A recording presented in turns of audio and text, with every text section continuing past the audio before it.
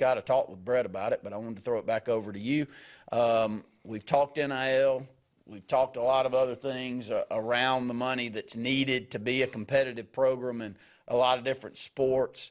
The lottery's been a hot topic for a very long time, and I don't want to throw you in a major, gray area on opinions because we all have one when it comes to it, but it keeps coming to vote. It keeps getting knocked down. And what does that have to do with athletics here in the state? A ton. It's got a ton to do with funding of schools and funding of college scholarships. And, I like to tell this story because I do think it's pertinent for economic development in the state, which you're highly involved in. I would say you and Brett are as involved and care more about our kids than just about anybody in our community. I'll say that right now before I get started on this. Good friend of mine, I've told this story a lot. Here's economic development for you. Good friend of mine lives over in Georgia. He's got 5 kids. They're very smart. He's very smart. He's successful. Grew up here in Elliott City. Let's just say that he wanted to move those kids out of Georgia back to the state of Alabama and take a job here. He's going to be successful wherever he is. Very bright, hard worker. Don't matter where he is, he's going to be successful. If he picks those 5 kids up at a certain age and pulls them into the state of Alabama, and all his kids are going to have 3.0 or higher. Every darn one of them. Yeah, I don't even have to. The odds that he'd have one's about like me thinking that Hines not going to have 3.0. Come on. KK and Jeff and Stephanie and everybody would have a heart attack before that would happen. It's going to happen. So, but my point is, you pick them up out of the state of Georgia, you bring them to the state of Alabama. He made mention to this to me one time. He said, have you ever put pen to paper on how much money that would cost me to make that decision to take them out of their residence in Georgia? Because as long as they keep their grades, they're going to all go to college for free. Outside of expenses and stuff, which we all understand that, but as far as their college goes, they're going to get it paid for through that lottery. And all of our bordering states around us, that's the same deal. So, Scott, I'll say that to you, and I know I've said that here on this show. That's economic development right there. If you want to go and attract talent, that's a key way that you're attracting talent. I don't know about you. I do pretty well. You do pretty well. I think we might even do better in the years to come. But if you told me that a $250,000 education for my kid was paid for and I wouldn't have to pay for it as long as they kept certain grades and it's going to be at a good school, would that be important to you? Yeah, I think so. Now I've got 2, like that's my whole brain is shifted in terms of I hope that they do get a scholarship somewhere. Well, and our goal is for them to get a scholarship maybe by athletics to academics, ACT scores, SAT scores. You got a lot of different ways that you still can get those. But for the most part, the odds of you getting those are very, very small. Come on now. What's the odds of, your kid scoring a 31 or 32 on the ACT? It's pretty small. Somebody in our family probably will. I'm going to say that. But the odds for 90% of them doing that's very, very small. The odds of one of our kids getting a full athletic scholarship, very small. But the odds of having a 3.0 average in the state of Florida and the state of Georgia for someone in mine or your family, really high. Well, exceptionally high. And I think that's being said, but we can't get out of our own way enough to say that way. It's real important to me. Like if you were to tell me right now that the lottery would come in and my kid would have an opportunity to go to Auburn or Alabama as long as they held this and it wasn't going to cost, how happy would that make you? Yeah, let's even make it more hyper-local, and let's look at Alex City with the Gateway Scholarship. Mm-hmm. So if you maintain certain GPA, you can go to CAC for free. And so even if you don't go anywhere else, you got that education. So what it does is it opens up more opportunities for people who either A, couldn't afford it, or B, but that's the primary thing. A lot of times cost plays a huge part in where somebody goes or if they're able to go somewhere else. So we've seen the success of what that has done here on a local level. So imagine from a state perspective where we're 48th, 49th, 50th, and everything as relates to education. Then if you give more people opportunities to go on, not to say that cost is the only barrier preventing people, but if you have more money coming in, for education purposes, that means you also have more resources to provide for the schools that you currently have. So whether that's more teachers, more units, bigger classrooms, more technologies, more coaches, expansion of sports or rehab or facility upgrades or anything along those lines. So when you don't have, it would help with the haves and have-nots, and that's what we're dealing with basically. Like the top-end schools in our state are phenomenal. Like some of the best schools in the country are the top-end schools, but the bottom end of the spectrum, while I don't agree that money, I don't even want to get into the thing you sent earlier this week. It's a real thing dealing with school choice, but the money doesn't fix everything. But if you don't have any money, more than likely than not, you're in an area where the median income is very low, which means crime's probably high, which means that it's not somewhere that it's going to make it easier to attract talent to come there. So now you have to go through all these other different avenues to try to get people to stay. So we don't have good retention levels, and there's a lot of factors in that. But going to the original point, what the lottery would do, I don't care about the lottery itself or gambling or anything, but if we're going to say that we're last in this and we're not doing anything, and we've seen tried and true ways of other places and how they've done things, now there's enough market research to understand from an accountability standpoint what has to be done to make sure the money is going to the appropriate places and not being mishandled. But this was I respect anybody that's in a elected position like this, because it's tough. I get it. It's a thankless role. It is, and it's a lot of pressure from a lot of different angles and special interest and things that aren't necessarily for the benefit of the state. It's the benefit of the person or the interest that's trying to pursue it. Even if I didn't agree with shooting that camera at this angle, I would want to give the producer the opportunity to say, all right, I want that to happen. So that's what's basically happened now is, like, even if I don't agree with it as a legislator, that's not ultimately my decision to make on behalf of millions of people.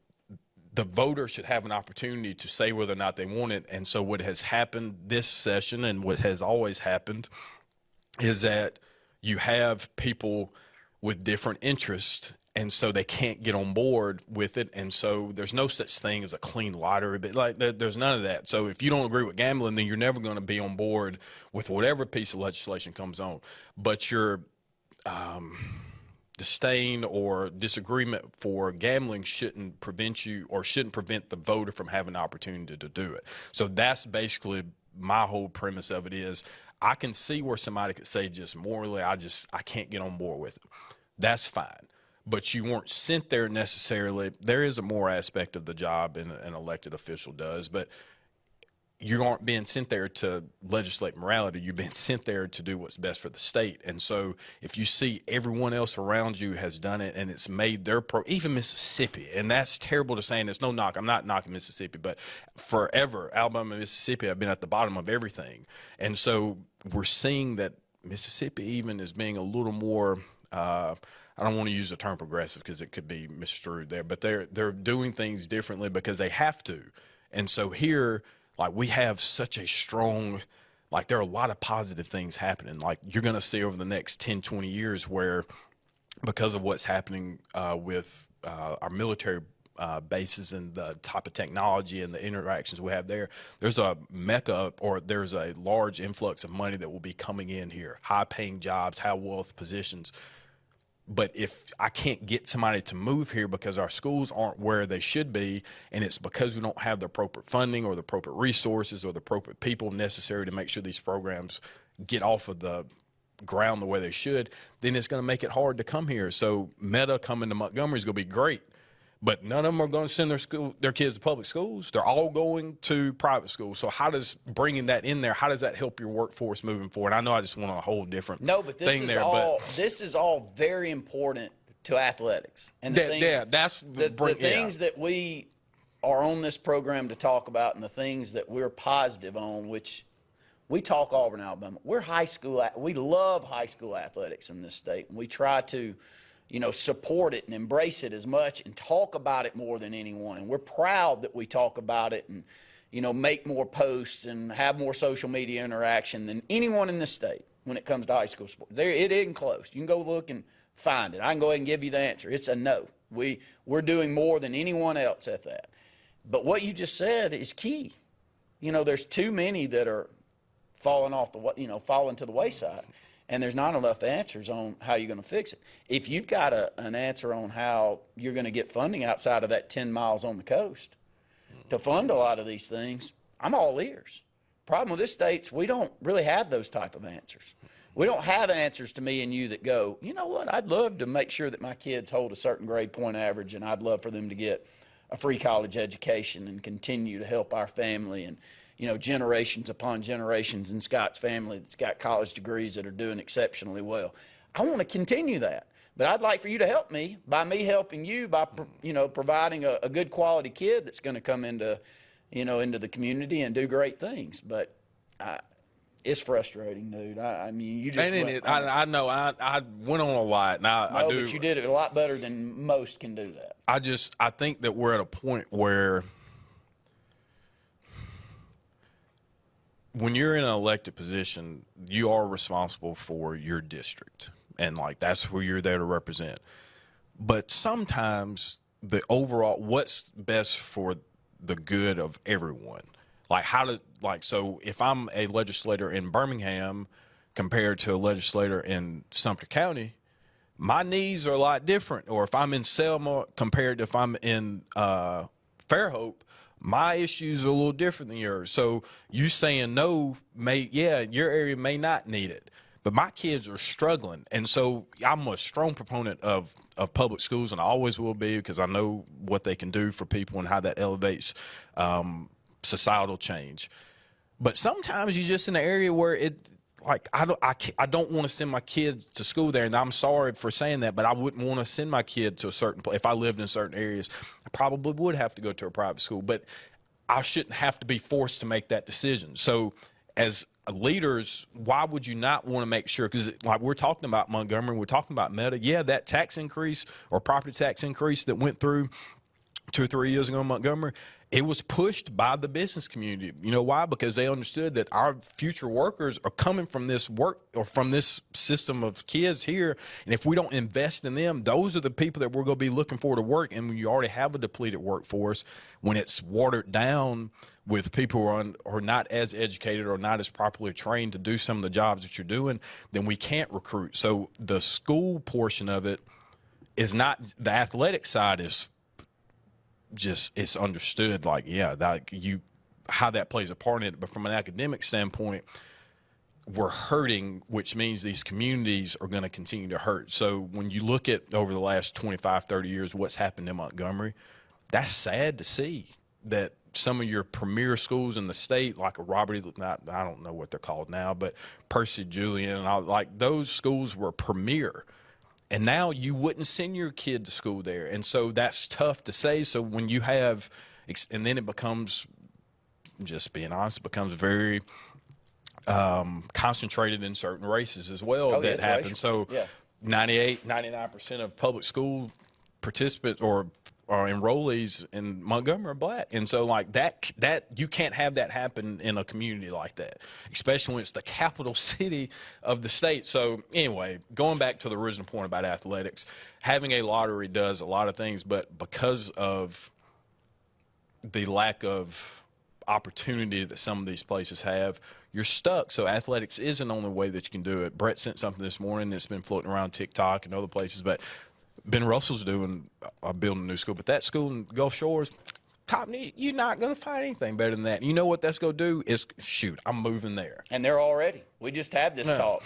You can make an argument that they got one of the best athletic programs, and that's all changed in the last 5 years, last couple of years, where you look and they're playing for championships in a lot of different sports, and great in track and field, great in soccer, great in football, just won the football state championship. And they do find their way to programs like that. Look at Thompson.